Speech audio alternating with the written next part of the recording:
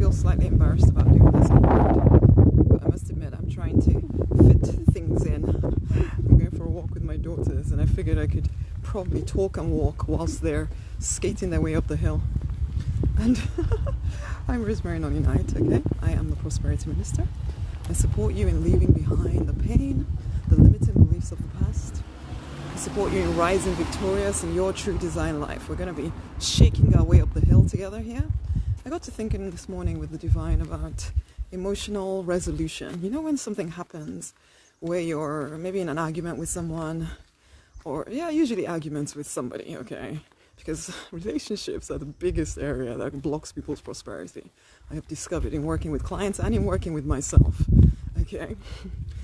But we kind of get into this whole mindset where we're thinking, if this person said this and that person said that, and you're thinking about this way and thinking about this and thinking about that, and hoping that somehow when you crazy think forever, well, you're not even thinking. You don't actually think it's going to fix anything. I don't think. Maybe we do, because that's why we do it. But you're thinking and thinking about it, but you're not actually making it any better. If anything, you think yourself into crying. And I mean, there is room for journaling stuff out, figuring out what you're feeling, you know, and dealing with that and dealing with the emotional stuff. I get it.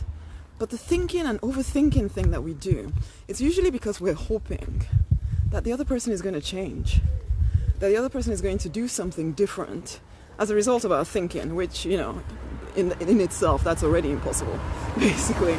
They're not going to change just because we thought a lot about it. In fact, they may never change. If we want to heal, if we want to do better, if we want to be a clear channel for prosperity, which really is ultimately for me, is the point of the work that I do, is to support people in getting past all these emotional crazy things so that they can actually just focus on doing what they want. Okay. If we want to heal, we're going to have to lean into the divine with an open heart. We're going to have to accept ourselves. We're going to have to love ourselves. We're going to have to leave other people to do whatever it is that they're doing.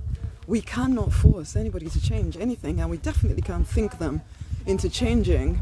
And even if we somehow coerced them into changing their way or changing something about what they're doing, the problem inside of us is still not sorted.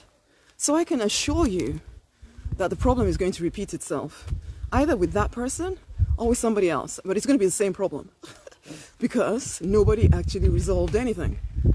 We all just thought about it and hoped that everybody else would do the changing and hoped that we could just stay the same. It's not conscious. We don't do this stuff consciously, but we ultimately get in the way of our own healing. We get in the way of our own ability to thrive because we get scared of facing how we actually feel. And so we hide in our heads, thinking about this and thinking about that and wondering about this, and if this person did it this way and if they did it that way, and there is one of my daughters, there she is. If they did it this way and that person did it that way, then everything will be fine. But it never works. It never works. The only thing that works, and that's the only thing I've found, because we can talk about it forever, it's one, recognize there's a problem. Because for a lot of people, that's the problem. They don't even know there's a problem. Okay, because if you don't think there's a problem, you're not going to fix it.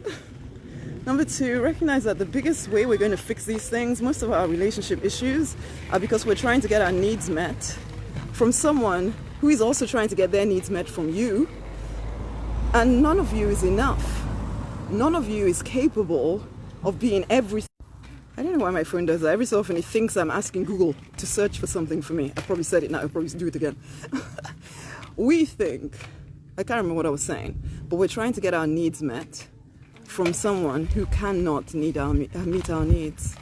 We have to have a source of spiritual sustenance that is at our very foundation, and then we build a life. And there's my other daughter. And so then we build a life. We build a life not by needing everybody else, But by choosing to share our lives, once we've learned to love ourselves, we've learned to accept ourselves, and we stop hiding in our brains. We stop hiding in our brains. You can't resolve feelings in your head. I don't even know if I'm getting this across appropriately, but a lot of us do a lot of overthinking, and it doesn't get you anywhere. It just gets you sadder. It gets you, you're focusing on the wrong stuff. And I'm telling you this from experience because I am an overthinker, or I can be one. And there are times when, if something is particularly recent, a million times a day I have to pull my mind back. A million times a day I have to say, oh, Rosemary, you're back in your head. What are you actually feeling? Come back to feeling. What is going on? Asking the divine to take away the pain so that I can move forward. So I get it. It's not easy. We're used to trying to change that person, change the circumstances, because we hope that if we do something external, then somehow the internal emptiness and pain will disappear. It doesn't. It just shows up in some other way, and you still feel blocked in your relationships, and your prosperity generally, because we have to be willing to see. We have to be willing to see ourselves. And most of us are not. Most of us do this whole, I'm just going to walk through life as if nothing impacts me, when really you're really almost dead inside. And unfortunately, if you're that person, you don't even know what I'm saying. But I'm speaking to you guys who are seeking to move forward. You know what I'm saying, because you've tried to focus on building a business when your emotions are all over the place and it's a struggle. You've tried to focus on, whatever, but when your relationships, when there's something recent on your mind, it's almost impossible for you to focus on anything except trying to figure out what that person should have said and what they should have done and how they should have done it and blah, blah, blah, blah, blah. But it doesn't get you anywhere. How long, even if you did manage to manipulate them into changing their ways, how long before somebody else was doing almost exactly the same thing to you again? Because the actual root was never sorted out. Anyway, I was speaking about this with the divine, and he was just saying this to me and reminding me that I can't change anyone by thinking about them. What I can do is recognize what I'm feeling and release that feeling to the divine and ask him to replace it with love. I can love and accept myself, and as I love and accept myself, I find that it's easier to love and accept other people. And as I do that, I become a clearer channel for more prosperity in whatever form that I'm desiring it to come into my life.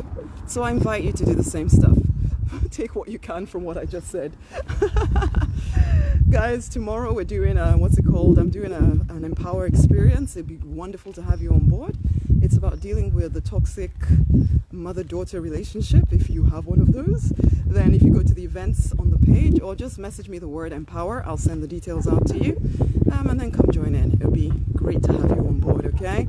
It's definitely, that's an area I know a lot of clients have dealt with. I have dealt with.